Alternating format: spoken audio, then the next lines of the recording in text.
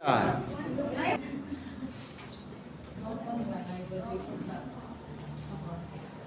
देखो बताया जा रहा है जय विकास। आज हमें नया चैप्टर किसको पढ़ना है?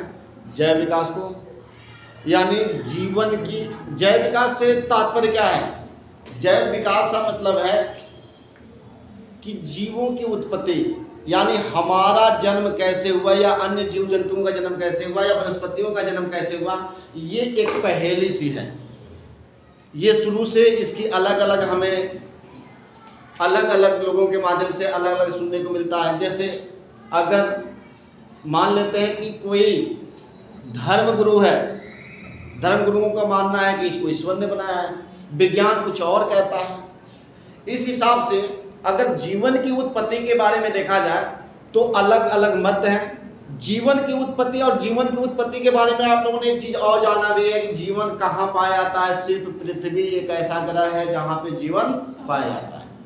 तो निश्चित रूप से अगर हम जीवन की उत्पत्ति के बारे में बात करें तो हमें सबसे पहले ग्रहों के बारे में क्या करना होगा कि ग्रहों का जन्म कैसे हुआ। और ग्रह को जानने के बाद पहले हमें आकाशगंगा को जानना होगा। आकाशगंगा को जानने से पहले ब्रह्मांड को जानना होगा। इन सारे चीजों को हमें क्या करना होगा? अध्ययन करना होगा। तो इसमें पहला शब्द आपको बताया गया था कि जब जीवन की जय विकास, तो हम सबसे पहले समझेंगे कि विकास क्या है यानी एवोल्यूशन क्या है। तो एवोल्यूशन में आपको बताया गया था कि दुनिया में प्रत्येक वे बदलाव जो किसके माध्यम से होते हैं, जो पॉजिटिव डायरेक्शन में होते हैं, हम उन्हें क्या कहते हैं? क्या कहते हैं? विकास कहते हैं। या हमारे जीवन में जितने कुछ भी परिवर्तन होता है, हमारे जीवन में जितना परिवर्तन होने से मतलब क्या है कि जो कुछ हमारे जीवन में पॉजिटिव रूप में परिवर्तन आता है वही क्या कहलाता है? विकास कहलाता है। अब विकास के बाद से हम जब पृथ्वी की उत्पत्ति के बारे में समझेंगे, हमने पहले बताया कि हम जय विकास पढ़ रहे हैं। तो जय विकास में हमको सबसे पहले जो है ब्रह्मांड के बारे में जानना होगा। तो पहले एक चीज मैं आपको बता दूं कि ब्रह्मांड की उत्पत्ति जो है लगभग 2000 करोड़ वर्ष पहले माना जाता है। और ब्रह्मांड का अध्ययन जिसमें किया जाता है उसे कॉस्मोलॉजी कहते हैं। इसके बाद बताया गया कि ब्रह्मांड की उत्पत्ति का अध्ययन जिसमें किया जाता है उसमें कॉस्मोगोनी कहते हैं। और ये बताया गया कि इनके उत्पत्ति के बारे में अलग अलग वैज्ञानिकों का अलग अलग मत है, अलग अलग विद्वानों का अलग अलग मत है, जिसमें सबसे महत्वपूर्ण मत किसका माना जाता है? बिग बैंग थ्योरी माना जाता है। ये जो है बहुत विद्वानों ने अपना अलग अलग पृथ्वी की उत्पत्ति के बारे में क्या दिया? सिद्धांत दिया। लेकिन वो सारे सिद्धांत बाद में नकार दिए गए। लास्ट में बिग बैंग सिद्धांत आया जिसको आज भी मान्यता है और आज भी माना जाता है कि पृथ्वी की उत्पत्ति इस प्रकार से हुई होगी। सबसे पहले हम देखेंगे कि बिग बैंग थ्योरी क्या है। यानी बिग बैंग थ्योरी यानी सिद्धांत को जो है लेमेत्री महोदय ने दिया था। किसने दिया था? लेमेत्री महोदय ने दिया था। इनका मानना था कि ग्रहों का निर्माण जो है लगभग 2000 करोड़ वर्ष पहले हुआ। और इन्होंने कैसे बताया कि इसकी उत्पत्ति कैसे हुआ बेटा? तो इसकी उत्पत्ति के बारे में उन्होंने एक सिद्धांत दिया था। इन्होंने बताया था कि जो आज आपको ये आकाश गंगा जो दिखाई देता है, जो ब्रह्मांड दिखाई देता है, इस ब्रह्मांड में अनेकों अनगिनत जो तारे दिखाई देते हैं, ये बने कैसे? ये पहले ऐसा नहीं था। हुआ क्या? पहले एक छोटा सा फुटबॉल की तरह से एक गोल जो है गैस यानी बहुत सारे गैसों का मिश्रण और धूल कण, यानी बहुत सारे गैस और धूल कण का एक मिश्रण था जो एक फुटबॉल की तरह था। और इस गैसों में कुछ ज्वलनशील गैसें थी, जैसे हाइड्रोजन, हीलियम जैसे गैसें थी। और इनमें क्या हुआ? किसी कारणवश जिनकी टेम्परेचर यानी उसमें क्या हुआ? अचानक इन गैसों के आपस में टकराने या जिसके भी कारण से अचानक एक बार क्या होता है? विस्फोट होता है। और जो ये फुटबॉल की तरह से, जो गेंद की तरह से दिखने वाला जो पदार्थ था, जो मिश्रण था, वह क्या हो जाता है? टूट कर चारों तरफ टूट कर फैल जाता है और चारों तरफ धुंध ही धुंध हो जाता है। यानी बादल के धुएं की तरह से क्या हो जाता है? छा जाता है। जब ये एक साथ जुड़ा हुआ था तो उस समय इसकी टेम्परेचर कितनी थी? 8 या 8 डिग्री सेल्सियस थी बेटा। कितनी थी? 8 या 8 डिग्री सेल्सियस थी। लेकिन बाद में जब ये टूटा और चारों तरफ फैला तो मैंने एग्जाम्पल रूप से आप लोगों को बताया अभी कि जैसे खीर, अगर आप मान लो खीर को क्या करते हो, खीर आप बनाते हो तो खीर को देखोगे कि जब बनता है तो अंदर से बहुत गर्म रहता है, लेकिन जब प्लेट में डाला जाता है तो बीच में पूरा उस गर्म रहता है और साइड साइड में क्या हो जाता है? ठंडा हो जाता है। सेम उसी प्रकार से जब इसको क्या किया गया, जब ये फटा और फटने के बाद से चारों तरफ फैला तो इसकी टेम्परेचर में क्या आई? गिरावट आई। ये 8 या से 800 डिग्री सेल्सियस पे पहुंच गया। जब इसका ये 800 डिग्री सेल्सियस पे पहुंचा तो ठंडा थोड़ा हुआ, कम इसका टेम्परेचर हुआ तो कुछ गैसें क्या हुई? संघनित होने लगी। क्या होने लगी? संघनित होकर, यानी धूल कण गैस। अब जैसे मान लो ये धुंध की तरह से सब फैला हुआ है, देख रहे हो ना, ये सब फैला हुआ है। अब इसमें से क्या हुआ? ये ठंडा हुआ तो ठंडा होकर कुछ एक साथ ऐसे ये मिल गए, एक साथ मिलकर ये बन गए, एक साथ ये मिलकर बन गए, इस तरह से ये बन गए। इस तरह से क्या हुआ? ये संघनित होकर और अपना एक ठोस रूप क्या कर लिए? धारण कर लिए। तो यही बताया गया कि जब ये टूटा तो इनका प्रसार हुआ और प्रसार होकर फिर संघनित हुए, और संघनित जब हुए तो इससे किसका निर्माण हुआ? सोलार नेबुला का। किसका निर्माण हुआ? सोलार नेबुला का। अब ये सोलार नेबुला का जब निर्माण हुआ बेटा, ये सोलार नेबुला क्या है? सोलार नेबुला क्या है बेटा? जैसे ये मान लेते हैं कि ये कोई पदार्थ है, यही इसी को मान लिया हमने क्या है? एक पदार्थ है। तो ये अगर पदार्थ का ये बीच वाला जो भाग है ये क्या हो? अत्यधिक गर्म हो और साइड का भाग क्या हो? ठंडा हो। ये ठंडा हो तो ये जो बीच वाला जो भाग होता है, जो बीच का भाग गर्म और साइड का भाग क्या हो? ठंडा हो। इसी को हम क्या कहते हैं? सोलार नेबुला कहते हैं। और यही बीच वाले भाग जो था, जो अत्यधिक गर्म था, इसी को क्या माना गया? सूर्य माना गया। क्या माना गया? सूर्य माना गया। जिसकी टेम्परेचर ज्यादा थी, ध्यान देना, इधर देखो, जैसे ये आपने देखा यहाँ पे ये वाला भाग क्या था? ज्यादा गर्म था ना, तो ये क्या हुआ? सोलार नेबुला हुआ। और इसके साइड वाले जो ये पदार्थ आपको दिखाई दे रहे हैं, ये जो पदार्थ दिखाई दे रहे हैं, ये दो कारणों से, या तो ये भाग इनसे क्या है? कम गर्म है। क्या है? कम गर्म है। और कम गर्म होने की वजह से ये इनके गुरुत्वाकर्षण बल के कारण इनके चारों तरफ क्या कर रहे हैं? घूम रहे हैं। तो जैसे मान लिया गया कि यहाँ पे देखो ये सोलर नेबुला है, यानी सूर्य है, और इसके आसपास कुछ गैसें ऐसे क्या कर रही हैं? घूम रही है। क्या कर रही है? घूम रही है। यानी जो ये ठंडा वाला पदार्थ है, तो इन पदार्थों को क्या नाम दिया? इसको सूर्य नाम दिया गया। ध्यान रखना, ये जो गर्म, अत्यधिक गर्म था, इसको सूर्य नाम दिया गया। जो इससे ठंडे थे इनको क्या? ग्रह नाम दिया गया। क्या नाम दिया गया? ग्रह या उपग्रह। यानी पृथ्वी, मंगल, बुध, शुक्र, ठीक है ना, शनि, अरुण, वरुण, ये सारे ग्रह हैं। और उसके बाद से आपका चंद्रमा क्या है? उपग्रह है। इनका क्या हुआ? निर्माण हुआ। ठीक है।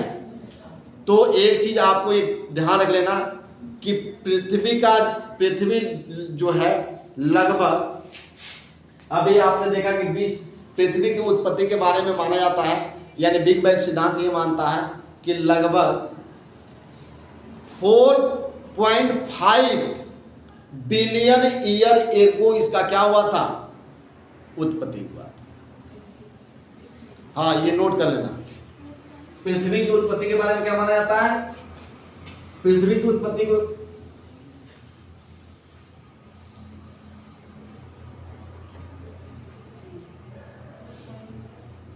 4.5 बिलियन ईयर एगो माना जाता है।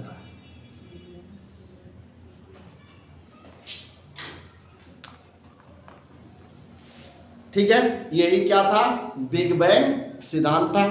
यानी अब ध्यान देना, यानी आपने क्या समझा, एक बार इसको मैं बता दूं। मैंने क्या बताया कि इसमें ये जो एक पदार्थ था बेटा, ये कोई पदार्थ था जो किसका मिश्रण था, धूल कण और गैसों का मिश्रण था। इसमें हाइड्रोजन हीलियम जैसे ज्वलनशील गैसें थी। अब ध्यान रखना, ये विस्फोट हुआ और विस्फोट होकर जब ये फैला तो पूरे चारों तरफ क्या हुआ, धुंध हुआ। क्या हुआ, धुंध। बादलों के जैसे कुछ फटता है तो पूरा धुआं धुआं सा हो जाता है ना, वैसे हुए। फिर इनके टेम्परेचर में कमी आई और टेम्परेचर में कमी आने के बाद से हुआ क्या कि ये धीरे धीरे जब टेम्परेचर कम हुआ तो संघनित होने लगे और संघनित होकर इन्होंने क्या किया कि तारे, ग्रह, उपग्रह आदि का इन्होंने क्या किया, निर्माण किया।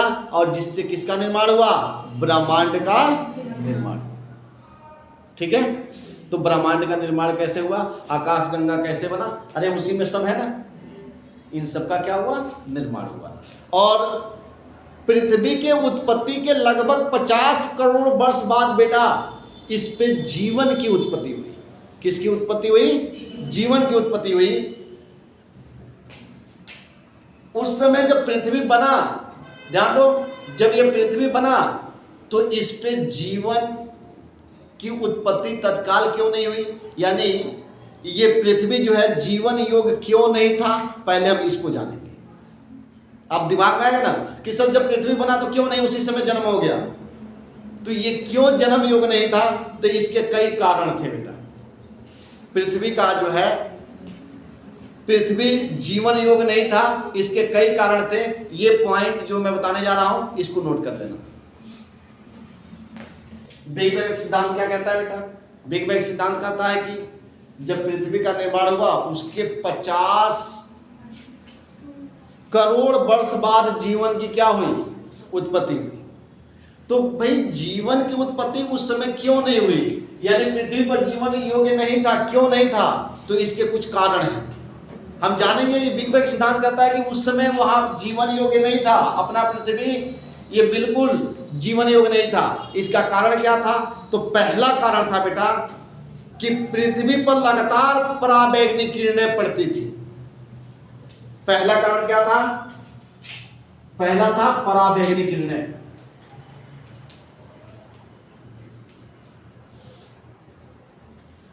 अब आप बताओ, पराबैंगनी किरणें जो है, सूर्य से निकलने वाली जो पराबैंगनी किरणें हैं वह इतनी घातक होती हैं कि उन किरणों के जहां वह किरण पड़ते हैं वहां पर जीवन ही क्या हो जाती है, समाप्त हो जाती है।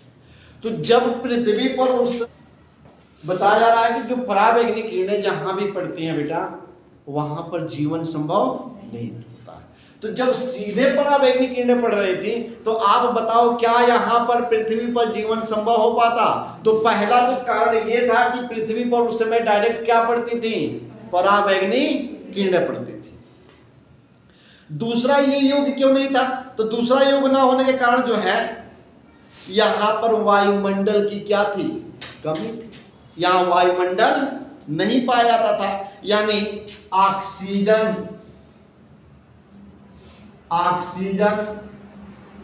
कार्बन डाइऑक्साइड गैस और नाइट्रोजन की क्या था, अनुपस्थिति था।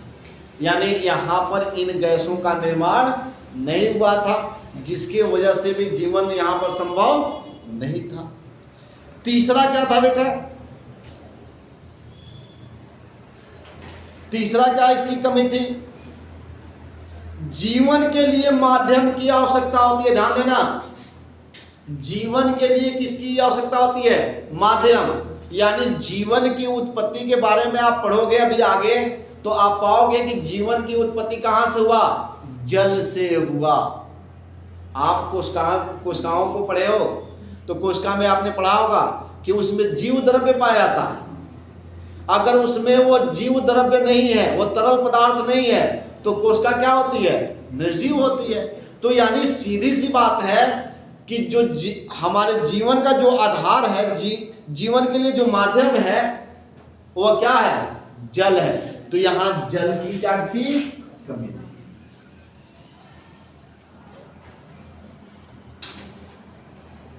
ये तीसरा पॉइंट हो गया। चौथा क्या था बेटा,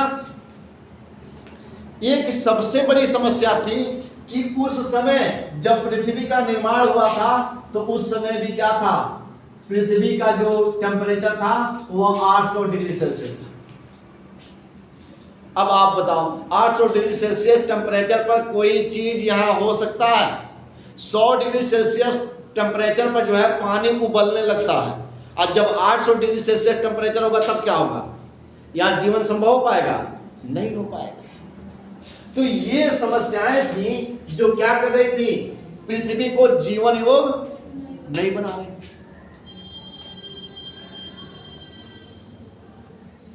ठीक है, आप लोगों ने एक चीज और मैं 9th में पढ़ाया था, आप लोगों को शायद याद होगा, पृथ्वी के उत्पत्ति के बारे में कुछ विद्वानों का मानना था कि पहले जो है अलग अलग, मैंने बताया कि अलग अलग विद्वानों का अलग अलग मत है, जिसमें एक विद्वान, एक वैज्ञानिक ने कहा था कि आकाश गंगा के अंदर बहुत सारे तारे हैं, उसी तारों में से एक तारा कौन है? सूर्य है। और तारों के साथ कुछ पुछल तारे भी होते हैं। एक समय था कि एक पुछल तारा था जो क्या हुआ, निष्क्रिय हो गया, और निष्क्रिय होकर वह अपने कक्षा से बाहर निकल गया और वह आगे की तरफ बढ़ने लगा। धीरे धीरे धीरे लाखों करोड़ों वर्ष बाद वह कहाँ पहुंच गया? सूर्य के करीब आया।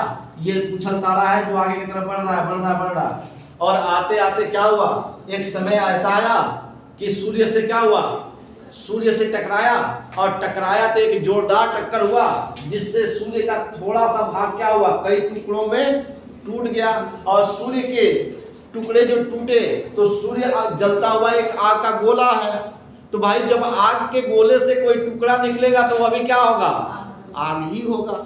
तो इसमें से 8 छल्ले निकले और 8 ग्रहों का क्या हुआ, निर्माण हुआ। तो उसी में से एक ग्रह कौन था, पृथ्वी। तो पृथ्वी भी जलता हुआ एक आग का क्या था, गोला था, और इस पे लाखों करोड़ों वर्षों तक लगातार बारिश हुआ। तब धीरे धीरे ये क्या हुआ, ऊपरी भाग ठंडा हुआ, और आज भी नीचे का सतह क्या है, ये एक विद्वान का है। उसी तरह से ये मानते हैं कि भाई 800 डिग्री सेल्सियस जब उसकी टेम्परेचर होगी तो क्या वहां पे जीवन संभव हो पाएगा? नहीं हो पाएगा। अब हम जानेंगे, भाई ये तो बिग बैंग सिद्धांत था, अब हम जो है जीवन की उत्पत्ति के सिद्धांत के बारे में जानेंगे कुछ और विद्वानों के माध्यम से। तो इसमें जो है अलग अलग विद्वानों का जीवन की उत्पत्ति के सिद्धांत में जो है अलग अलग विद्वानों का अलग अलग मत है। पहला जो है एक आता है विशिष्ट सृजनवाद। क्या आता है? विशिष्ट सृजनवाद। हम पढ़ क्या रहे हैं? जीवन की उत्पत्ति के सिद्धांत। जीवन के उत्पत्ति का सिद्धांत। मैंने बताया कि जीवन की उत्पत्ति के सिद्धांत के बारे में अलग अलग विद्वानों का अलग अलग क्या है, मत है। इसमें सबसे पहला जो है हम एक सिद्धांत देखते हैं जिस सिद्धांत का नाम है विशिष्ट सृजनवाद। क्या नाम है? विशिष्ट सृजनवाद।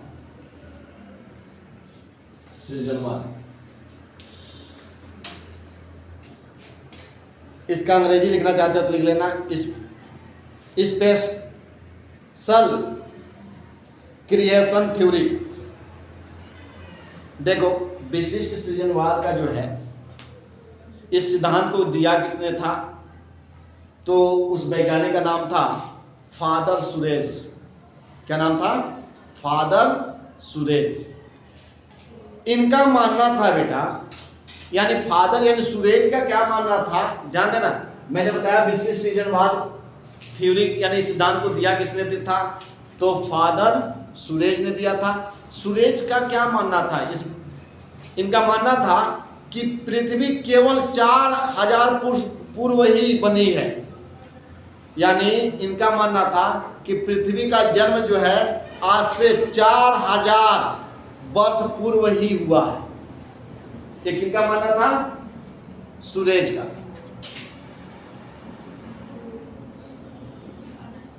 सुरेश का मानना। दूसरा इनका मानना था बेटा, ये इन्होंने क्या कहा इन्होंने कहा अरे पृथ्वी को किसी ने बनाया नहीं, ये ऐसे ही बन गया। क्या मानना था? पृथ्वी को क्या हुआ? ऐसे ही बन गया। यानी इसको किसी और ने नहीं बल्कि ऐसे ही बन गया का मतलब क्या? ये स्वतः ही बना है। और स्वतः ही का मतलब क्या है? इसको भगवान ने क्या किया है? बनाया।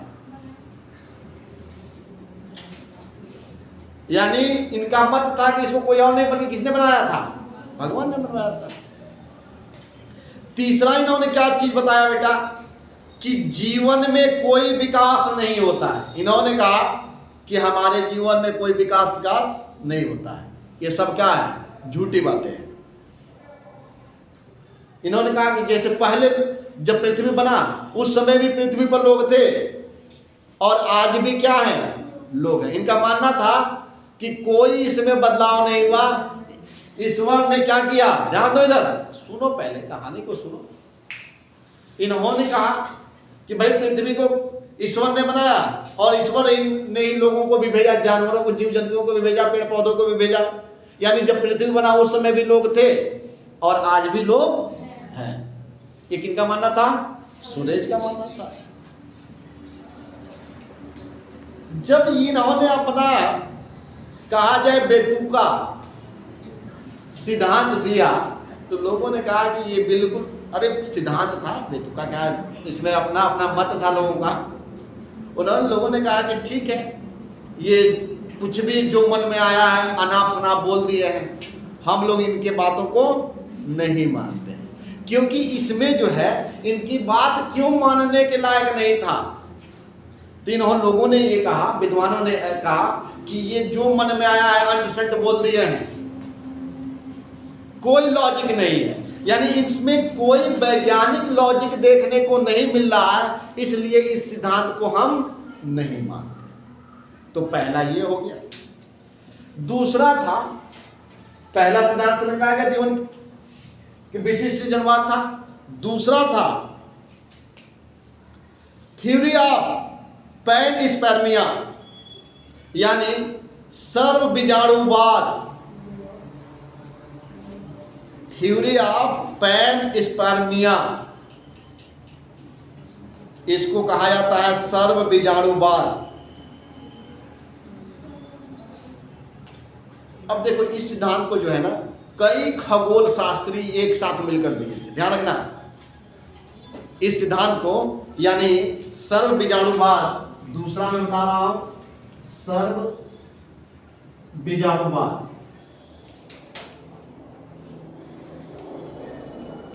इस सिद्धांत को जो है कई खगोल शास्त्री मिलकर इस सिद्धांत को दिए थे। और उनका क्या मानना था बेटा? ये मानते थे कि जीवन की उत्पत्ति जो है, थोड़ा सा शांत हो जाओ, थोड़ा सा लिखना बंद करो। नहीं, पहले सुनोगे तब तो मजा आएगा, लिखते रहोगे क्या मजा आएगा। इस वीडियो बन रहा है, आप लोग घर पे थोड़ा सा सुन लेना यार, या हो जाएगा। ये सिद्धांत क्या मानना है? देखो इधर, हम तो मजे के लिए आज पढ़ रहे हैं ना, हम तो भाई कुछ जानने के लिए पढ़ रहे हैं। अब तो आएगा ना जब हम जीवन की तरफ जाएंगे। अभी तो ये तो इनकी मतें चल रही हैं, जीवन रियल में हमारा जन्म हुआ कैसे, अब तो हम उस पॉइंट पे आएंगे। अभी तो ये मतों के बारे में हम पढ़ रहे हैं ना भाई, जीवन की उत्पत्ति कैसे हुई। आपके दिमाग से सीधे जो है ना जितना अंधविश्वास है खत्म हो जाएगा जब विज्ञान बताएगा। पहले हम मत देखते हैं। सर्वबीजाणुवाद जो है बहुत सारे खगोल शास्त्रियों ने मिलकर एक सिद्धांत दिया जिसको क्या कहा जाता है? सर्वबीजाणुवाद। और इनमें इन्होंने इन सिद्धांत में इन लोगों ने क्या बताया? इन लोगों ने कहा कि जीवन की उत्पत्ति जो है, हम लोग इस पृथ्वी पर जन्म लिए हैं, या जो भी जीव जंतु जन्म लिए हैं या पेड़ पौधे जन्म लिए हैं, हम लोग का जन्म जो है दूसरे ग्रह के जीव जंतुओं से हुआ। उन्होंने कहा कि दूसरे ग्रह से कुछ जीव जंतु मनुष्य वगैरह सब आए पृथ्वी पर और अपने बीजाणु को छोड़कर यहां पर क्या हो गए? चले गए। और उनके बीजाणुओं से हमारा क्या हुआ है? ठीक है।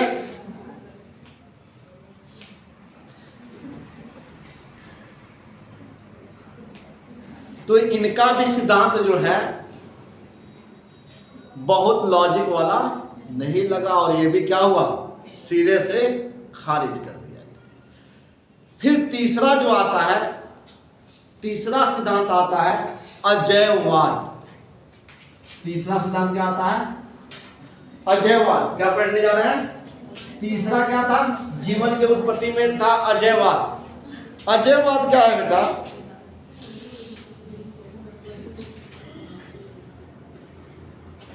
अजैववाद के बारे में जो है विद्वानों का मानना था कि जीवन की जो उत्पत्ति है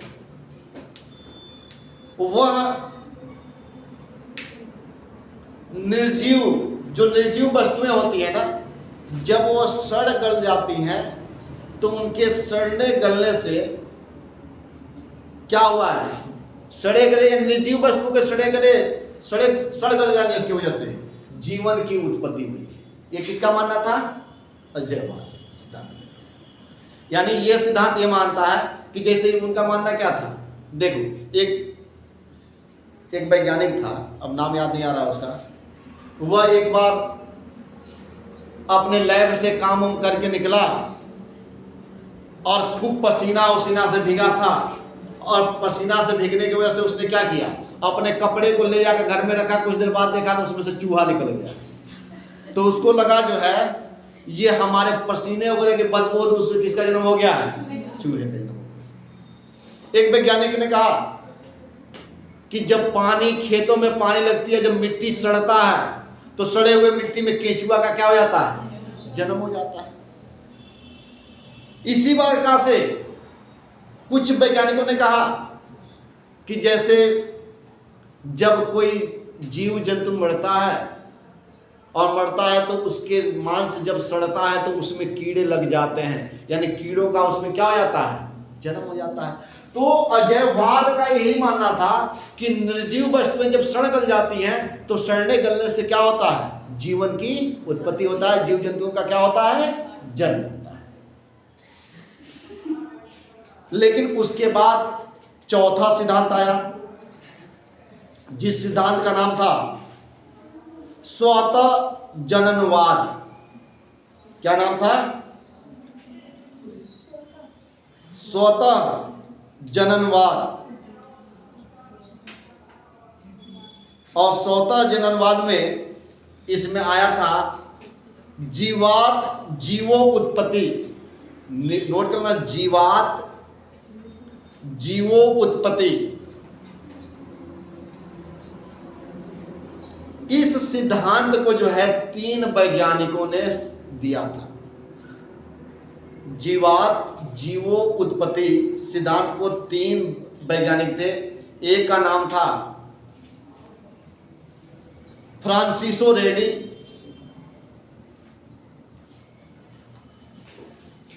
दूसरे का नाम था इस्पाल जनी,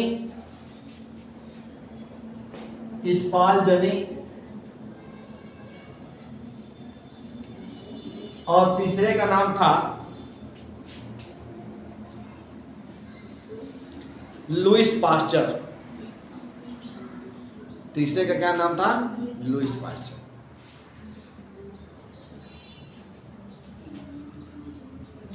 अब देखो, जो फ्रांसिसो रेडी जो थे और अस्पाल जनी जो थे, इन लोगों ने क्या कहा, ध्यान देना। इन लोगों का मानना था कि जीवन की उत्पत्ति पहले से उपस्थित जीवों से होता है। इन्होंने ये कहा कि हमारा जन्म जो है ऐसे नहीं हुआ है, पहले लोग थे, अरे हमारे दादा परदादा सब लोग थे, और उन्हीं से हमारा जन्म, जैसे मनुष्य से मनुष्य का जन्म हुआ है, कुत्ते से कुत्ते का जन्म हुआ है, हर जीव जंतुओं का अलग अलग क्या, उनके पूर्वजों से उनका क्या हुआ है? जन्म हुआ है। ये लोग दोनों लोग अपनी कहानी सुना रहे थे। कौन कौन? तो वहीं पर लुइस पास्चर ने कहा, सुनो सुनो सुनो, अच्छा ठीक है, मान लेते हैं कि हमारे पूर्वजों से हमारा जन्म हुआ है, लेकिन जो हमारे पूर्वज थे तो सबसे पहले जो पूर्वज आया वो कैसे आया, उसका जन्म कहां से हुआ? देखो ध्यान दो भाई, सीधी सी बात है ना। अच्छा लोग नहीं करते हैं, तो ये बताओ, जैसे आप लोग कहते हो ना कि पहले मुर्गी आया कि अंडा, सवाल पैदा होता है ना। ये मेरा बेटा भी मुझसे सवाल पूछता रहता है। आप वही जानने का प्रयास करो कि पहले कौन आया। आज आप लोगों को कंफ्यूजन दूर करूंगा कि मुर्गी आया अंडा। हाँ, आप सुनोगे कैसे आया। इन्होंने क्या किया, उन्होंने कहा कि ऐसा कुछ नहीं, लुईस पास्चर ने कहा कि कुछ ऐसा नहीं हुआ। उन्होंने एक परीक्षण किया। क्या किया? कहा कि जब तक हम इसकी जांच नहीं करेंगे तब तक नहीं कुछ होगा। उन्होंने एक जार लिया। क्या किया? एक जार ऐसे ले लिया,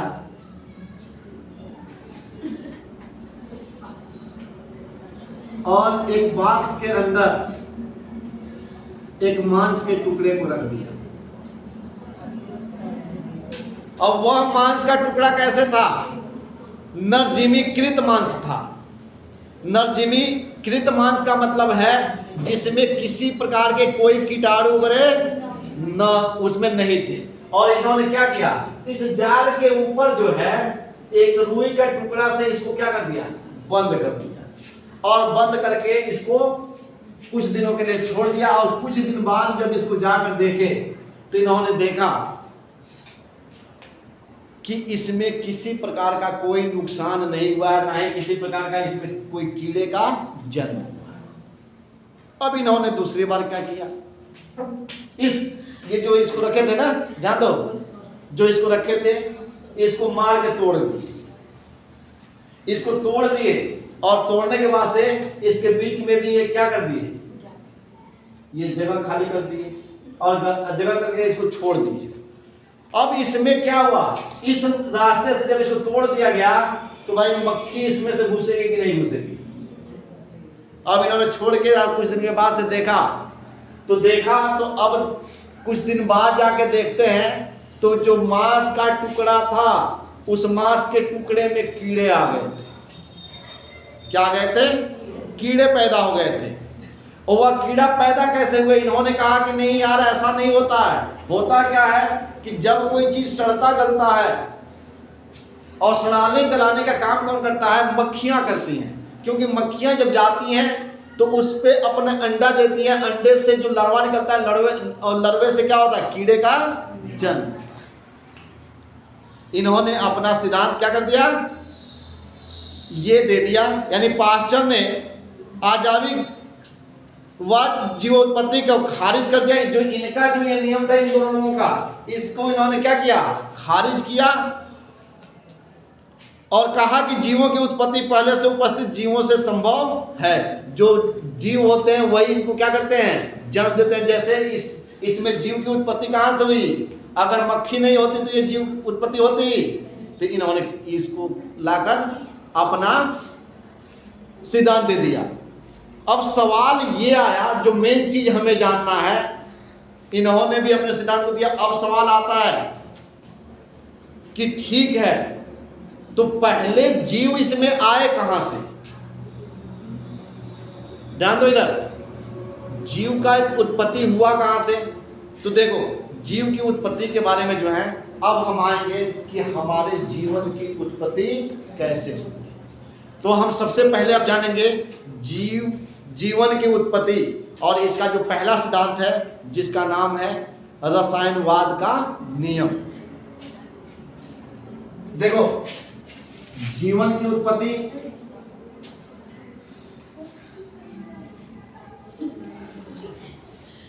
अब ध्यान से सुनो, जो मेन पॉइंट था ये तो अभी तक सिद्धांत थे, लेकिन रियल में जीवन कैसे बना, कैसे हम इस पृथ्वी पे आए।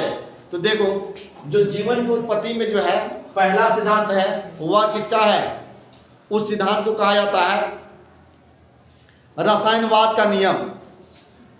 और रसायनवाद में जो है एक नियम है जिसे ओपरेन एवं हेल्डन ने दिया था। रसायनवाद का नियम किसने दिया था? ओपरेन एवं हेल्डन ने दिया था। देखो रसायनवाद का नियम, ये बहुत इंपॉर्टेंट है। जिस नियम को किसने दिया था? ओपेरिन एवं हेल्डेन ने।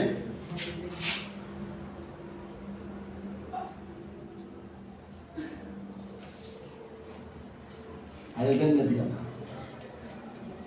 इन्होंने क्या कहा बेटा?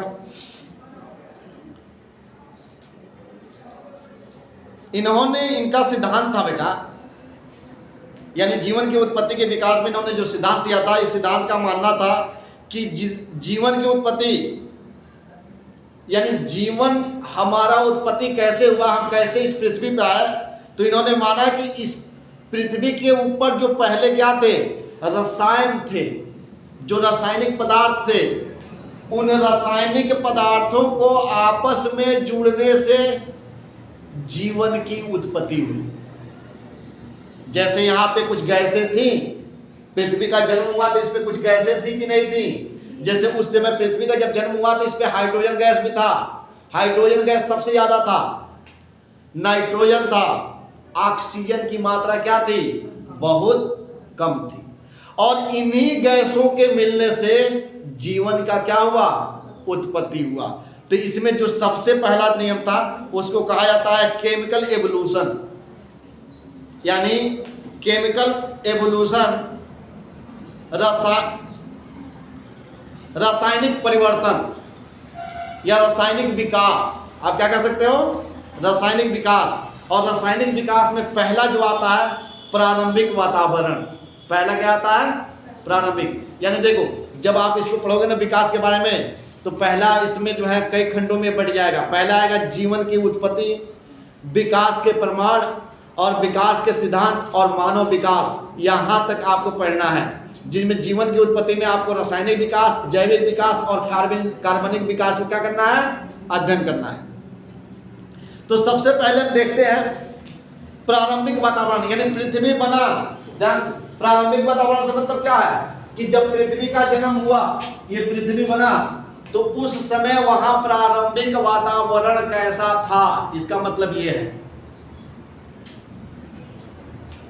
देखो जब पृथ्वी का निर्माण हुआ बेटा, तो उस समय पृथ्वी पर टेम्परेचर बहुत ज्यादा था। क्या था? हाई टेम्परेचर था, हाई टेम्परेचर था, हाई टेम्परेचर था। दूसरा क्या था बेटा?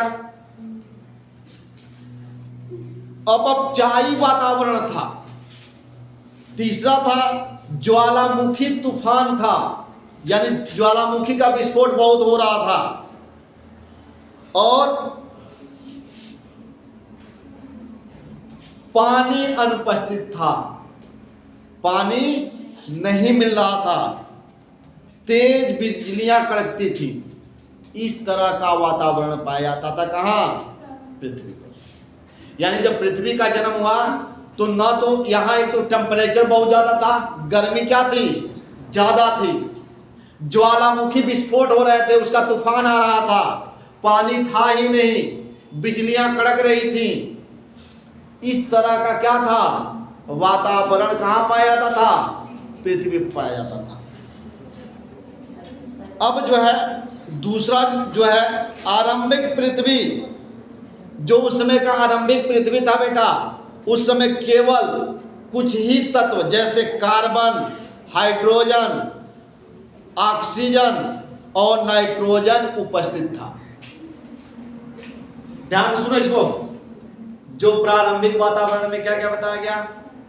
ज्यादा टेम्परेचर था, जो जीवन के योग्य नहीं था। यहां ज्वालामुखी का तूफान आता था। इसके बाद से बताया गया कि यहां पानी था ही नहीं। और क्या बताया गया? बिजलियां तेज कड़कती थी। ये सारी चीजें जो है जीवन के अनुकूल नहीं थी। हाँ, कुछ तत्व उपस्थित थे उस समय। वह तत्व कौन कौन से थे? कार्बन, हाइड्रोजन, क्या थे?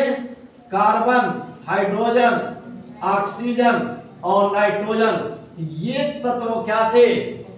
पृथ्वी पर विद्यमान थे। जिसमें सबसे ज्यादा किसी की मात्रा थी तो वो किसकी थी?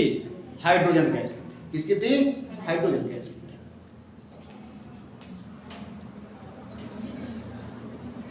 अब हुआ क्या, ध्यान रखना। आप जानते हो हम लोग क्या पढ़ रहे हैं? रसायनवाद पढ़ रहे हैं। और मैंने बताया कि ये रासायनिक जो पदार्थें थी, जो ये तत्वें थी, ये आपस में क्या करने लगे? अभिक्रिया करने लगे, एक दूसरे से जुड़ने लगे और जुड़ कर नए तत्वों का क्या करने लगे? नए पदार्थों का निर्माण करने लगे। जैसे हाइड्रोजन जो था बेटा, मान लो हाइड्रोजन की मात्रा ज्यादा थी तो सबसे ज्यादा कौन जुड़ेगा? हाइड्रोजन। तो हाइड्रोजन क्या करने लगा? हाइड्रोजन जो है ये सीधे ऑक्सीजन से क्या करने लगा? ये जुड़ने लगा। जब हाइड्रोजन और ऑक्सीजन जुड़ने लगे तो इससे किसका निर्माण हुआ? जल का निर्माण हुआ। यानी जब हाइड्रोजन ऑक्सीजन एक साथ अभिक्रिया करने लगे और ये ऊपर की तरफ उड़ने लगे और उड़कर ये क्या होने लगे? भाप बनने, और भाप बनकर क्या हुआ? उड़े, उससे बादलों का निर्माण हुआ। और बादल जब बना तो ये ही बरसात के रूप में क्या हुआ? पानी के रूप में नीचे गिरता गया और लाखों करोड़ों वर्षों तक ये घटनाएं होती रही। और होने के कारण इसमें जानते हो क्या हुआ? जितना टूटा हुआ भाग था जो पानी से भरा, और उससे किसका निर्माण हुआ? सागर महासागरों का क्या हुआ? निर्माण। पहले घटना। अब ये ऑक्सीजन से अभिक्रिया कर करके ऑक्सीजन को क्या करने लगा? खत्म करने लगा। अब क्या बचा? जब ऑक्सीजन खत्म हो गया तो अब इसने क्या किया? नाइट्रोजन का साथ पकड़ लिया। और हाइड्रोजन जो है, जैसे यहां मान लेते हैं H2 प्लस क्या? N2, ठीक है ना? ये क्या करने लगे? ध्यान देना, ये दोनों जो है ये आपस में क्रिया कर करके NH3 का निर्माण करने लगे। अब समीकरण कहोगे सर संतुलित नहीं है, तो संतुलित कर लो, इसको 3 कर लोगे तो यहाँ पे 2 लगा देना, ठीक है ना? 2NH3 हो गया समीकरण, ठीक है ना? हो गया ना संतुलित। अब ये बायोलॉजी पढ़ रहे हो तो मुझे संतुलित नहीं करना है, लेकिन आप संतुलित कर लेना, ठीक है? तो यहाँ पे ध्यान देना। अरे घर पे जाके केमिस्ट्री का तैयारी करना, यहाँ अरे शांत रहो, घर पे करना, मुझे नहीं बताना है अब कैसे हुआ संतुलित करना। इधर देखो, अरे सीधी सी बात है इसको। अब इसने क्या किया कि जब, ध्यान दो, ये बड़े ही मजेदार चीज है। हम जीवन की उत्पत्ति को देख रहे हैं ना, तो आप यहाँ देख रहे हो कि पहले पृथ्वी पर हाइड्रोजन और ऑक्सीजन, हाइड्रोजन जो गैस था वो ऑक्सीजन से संपर्क करके उसने क्या किया? जल का निर्माण कर दिया। और ये क्या किया? हाइड्रोजन जब ऑक्सीजन समाप्त हो गया तो अब ये किससे जुड़ने लगा? नाइट्रोजन से। और जुड़ के किसका निर्माण कर दिया? अमोनिया का निर्माण। 2 चीजें क्या हो गई? बनकर तैयार हो गई। इसके बाद जो है, जब नाइट्रोजन भी खत्म होने लगा तो हाइड्रोजन किससे जुड़ने लगा? कार्बन से। तो अब ये कार्बन से जुड़ कर क्या करने लगा? H2 प्लस C4, ठीक है ना? जब हाइड्रोजन किससे जुटा बेटा? किससे जुटा? ये क्या बनने लगा? CH4 का निर्माण करने लगा। और देखो CH4 क्या था? ये दोनों जो थे, इन दोनों में कार्बन की मात्रा है? नहीं है। तो इन्होंने सबसे पहले क्या किया? अकार्बनिक पदार्थों का निर्माण किया। जब अकार्बनिक पदार्थों का निर्माण हो गया, ये सब हाइड्रोजन कर रहा था। अब जब अकार्बनिक जो तत्व थे वो खत्म हो गए, तब ये कार्बनिक पदार्थ से जुड़ा और किसका निर्माण कर दिया? मीथेन गैस का। तो इस पृथ्वी पर सबसे पहले किसका जन्म हुआ बेटा? 2 चीज। सबसे पहले अकार्बनिक पदार्थ जो बने थे, ये पेपर में पूछता है, ध्यान रखना। सबसे पहले जो पृथ्वी पर अकार्बनिक पदार्थ बने थे वह कौन था? जल और अमोनिया बना था। और सबसे पहले जो है कार्बनिक पदार्थ जो बना वो कौन था? मीथेन गैस था। कौन था? मीथेन गैस था। अब जो मान लो, अब संयोग से इतना घटना करने के बाद से हो सकता है, इधर देखो ध्यान से, कि जैसे ये क्रिया कर रहा था तो हो सकता है कि थोड़ा बहुत ऑक्सीजन बचा हो, तो जो बचे थे उनको भी इन्होंने क्या किया, फिर जोड़ जोड़ के उनको क्या कर दिया, पानी का निर्माण कर दिया, और इससे क्या बन गए, सागर महासागर का निर्माण हुआ।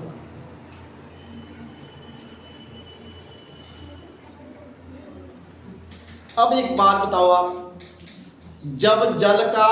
जब महासागर और सागर बने होंगे तो उस समय पृथ्वी पर कौन से गैस का निर्माण हो गया था?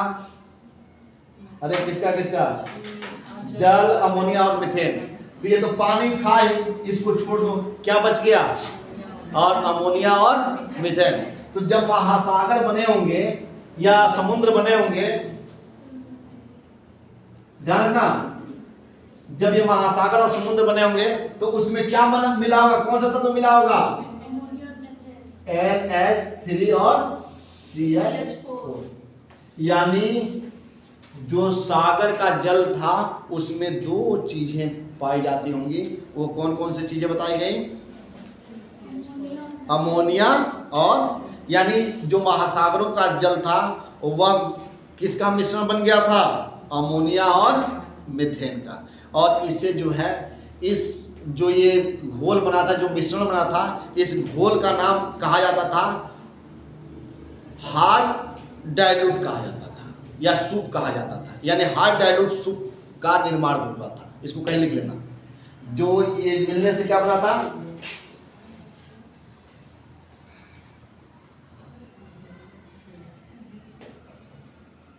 सूप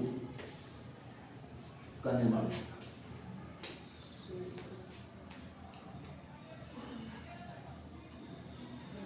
और सुनो, जो ये हार्ड डाइल्यूट सूप था बेटा, अब आधा पॉइंट पर, अब धीरे धीरे जो है ना आंखें खुलती जाएंगी। जो ये हार्ड डाइल्यूट सूप था, हाँ सुनो, जो ये हार्ड डाइल्यूट सूप था, क्या था हार्ड डाइल्यूट सूप, कोई पेड़ पौधा था ना, हाँ क्या था, ये मिश्रण था किसी के घर का, हाँ, अब मेथेन और अमोनिया था। यानी मेथेन और अमोनिया था, वो बादल में था, सूर्य के पास था। हाँ, महासागर जो था, कहने का मतलब क्या था, महासागर, वही ना हार्ड डाइल्यूट सूप बना था। और यही हार्ड डाइल्यूट सूप जो है बेटा, जो पहला हमारा प्रमाण था कि जीवन की उत्पत्ति का ये फर्स्ट प्रमाण था। अब कैसे ये फर्स्ट प्रमाण था? अब कहोगे सर ये जल को कैसे फर्स्ट आप जीवन की उत्पत्ति का प्रमाण मानते हैं? तो ध्यान दो, जीवन का पहला प्रमाण जो है, जीवन की उत्पत्ति का पहला प्रमाण ये था। क्यों था बेटा?